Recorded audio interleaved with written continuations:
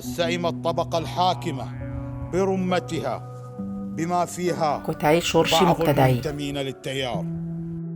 کشانەوە لە پرۆسەی سیاسی و تێکەڵکردنی کارتەکان و دەست لە کارکێشانەوەی پەرلەمانتاری کوتلەی سەدری لە پەرلەمان تەواوی دەرفەتەکانی لە چارەسەرەوە گۆڕی بۆ قەیران و دەرگای داخراو. لە ڕاستیدا کشانەوەی کوتلەی سەدری سەرەتا گوشار بوو، دواتر گۆڕا بۆ یاریەک بە ئارمانجی تێکدانی یاریە گەورەکەی ئێران ئەمریکا و سەری نەگرت. بە کورتی مقتەدا لە نێوان دانوستانی ئێران ئەمریکادا نییە و پشکی دەوێت و نایەوێت پەراوێز بخرێت، گەرچی کشانەوەکە شۆک بوو، پەردەی شانۆیەکی تازە بوو بۆ سوپرایزێکی سیاسی گەورەی سەدری بە مەبەستی سوودوەرگرتن لە گەمە و دەرفەتەکان و دوجار سەدر دۆخەکەی پێچاک ناکرێتەوە. شۆڕشی مقتەدایی گەر سەرکەوتوش بێت هێشتا چۆکی داداوە و ناتوانێت گۆڕانکاری بکات. عێراق بۆ ستایلی خێڵگەری و فتوا و بەیعەت سازیە ناچێت بەڕێوە.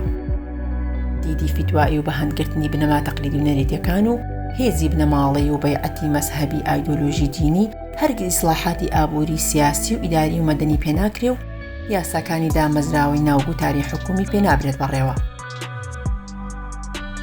ئەو مندووبووی یاسادانەرانی دەوری مقتەدا کە چوونەوە بۆ حەنانەی ئاینی نەجەف و لە بەردەم ئەمیرەکەیاندا مقتەدا سەدر کوڕنووشی وەلای دڵسۆزیان برد، ڕێک تەرجمەی فکری تەقلیدی شیعەی بنەماڵی و فتواسازی بوو. بە پشبەستن بە خیتاب و ڕوانگەکانی محەممەد سادق سەدر، باوکی مقتەدا و ئەحکامە شەرعیەکانی ناو کتێبەکەی فقه العەشایر و دیدە مەترسیدارەکانی ناوبیری توندی مەرجعی مقەدەس، هەر ئەوەی کە ئێران و مەرجعیەتی قوم نایەنێوێت هەڵاوەڵە دەربکات و چرۆ بکات. پرسی عێراق پرسێکی خێڵایەتیە و تێگەیشتنە لە دیسکۆرسی فتوا و بەیعەت و مەکانەتی مەرجع و قەبیلە ئاینیەکان. ئەنجا پرسێکی سیاسی نێودەوڵەتیە.